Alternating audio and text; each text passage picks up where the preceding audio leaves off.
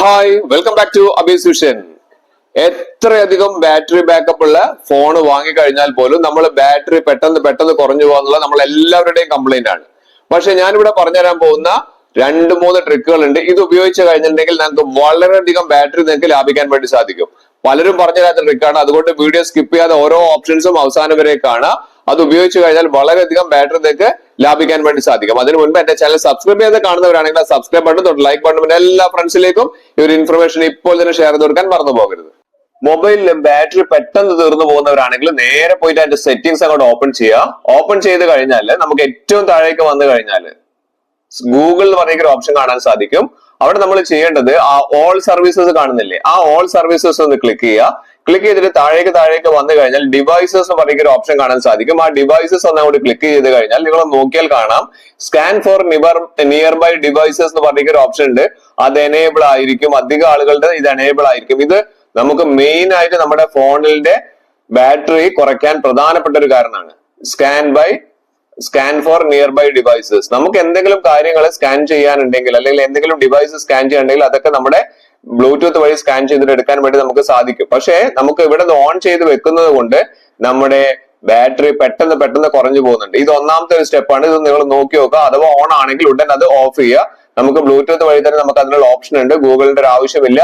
നമുക്ക് ആവശ്യമുണ്ടെങ്കിൽ മാത്രം അത് ഓൺ ചെയ്ത് വെച്ചാൽ മതി. ഇപ്പോൾ തൽക്കാലത്തേക്ക് അത് ഓഫ് ചെയ്യുക. രണ്ടാമതായി നിങ്ങൾ ചെയ്യേണ്ടത്, നിങ്ങൾ ഏറ്റവും മേലെ പോവുക. അതായത് സെറ്റിംഗ്സിൽ ഏറ്റവും മേലെ പോയിട്ട് നിങ്ങൾ ആ സെർച്ച് ഓപ്ഷൻ കാണുന്നില്ല, ആ സെർച്ച് ഓപ്ഷനിൽ നിങ്ങളൊന്ന് ടൈപ്പ് ചെയ്യേണ്ട കാര്യം ഞാൻ പറഞ്ഞുതരാം. അതൊന്നും നിങ്ങൾ ഇവിടെ ടൈപ്പ് ചെയ്ത് കഴിഞ്ഞിട്ടുണ്ടെങ്കിൽ, കാരണം എല്ലാ ഫോണിലും സെറ്റിംഗ്സ് ഡിഫറെന്റ് ആയതുകൊണ്ട് അത് കാണണമെന്നില്ല. അപ്പൊ ഇവിടെ സെർച്ചിൽ നമ്മൾ കൊടുക്കേണ്ടത് ജസ്റ്റ് ഒന്ന് നിയർ ബൈ എന്ന് കൊടുത്താൽ മതി. ജസ്റ്റ് ഒന്ന് നിയർ ബൈ എന്ന് കൊടുത്തു കഴിഞ്ഞാൽ തന്നെ നമുക്ക് ഒന്ന് താഴേക്ക് സ്ക്രോൾ ഡൗൺ ചെയ്ത് വരുമ്പോൾ നമുക്ക് കാണാൻ സാധിക്കും നിയർ ബൈ ഡിവൈസസ് എന്ന് പറയുന്ന ഓപ്ഷൻ കാണാൻ സാധിക്കും. ഈ നിയർ ബൈ ഡിവൈസസിൽ നമ്മുടെ തൊട്ടടുത്തുള്ള ഡിവൈസസ് മീൻസ് നമ്മുടെ പല ആപ്ലിക്കേഷൻസ് നമ്മൾ ഉപയോഗിക്കുന്ന സമയത്ത് നമ്മൾ ഇവിടെ കണ്ടില്ലേ, ഇത് ആൻഡ്രോയിഡ് ഓട്ടോ പറഞ്ഞിരിക്കുന്ന ഒരു ആപ്ലിക്കേഷൻ ആണ്. അതുപോലെ തന്നെ പല ആപ്ലിക്കേഷനും ഞാൻ ഉപയോഗിച്ചിരിക്കുന്ന ഒരു ഒരു വാച്ച് ഉണ്ട്. ആ വാച്ചിന്റെ ആപ്ലിക്കേഷന് വരെ വേണ്ടിയിട്ട് നമ്മുടെ ഈ പറഞ്ഞിരിക്കുന്ന ആപ്ലിക്കേഷന് വേണ്ടിയിട്ട് ബാറ്ററി ഓരോ ടൈമിനും എടുത്തുകൊണ്ടിരിക്കുന്നുണ്ട്. ഇവിടെ കണ്ടില്ലേ, FM റേഡിയോക്ക് വേണ്ടിയിട്ട്. അപ്പൊ ഇത് മുഴുവൻ നമ്മുടെ ബാറ്ററി ഡ്രെയിൻ ചെയ്യുന്നുണ്ട്. അങ്ങനത്തെ ഈ ആപ്ലിക്കേഷൻസ് എല്ലാം നിങ്ങളൊന്ന് നോക്കി വെക്കുക ഏതെല്ലാമാണെന്നുള്ളത്. വേണ്ട എന്ന് തോന്നുന്നൊക്കെ ആണെങ്കിൽ നിങ്ങൾ എന്ത് ചെയ്യുക, അതൊന്ന് ഒഴിവാക്കി വെക്കുക.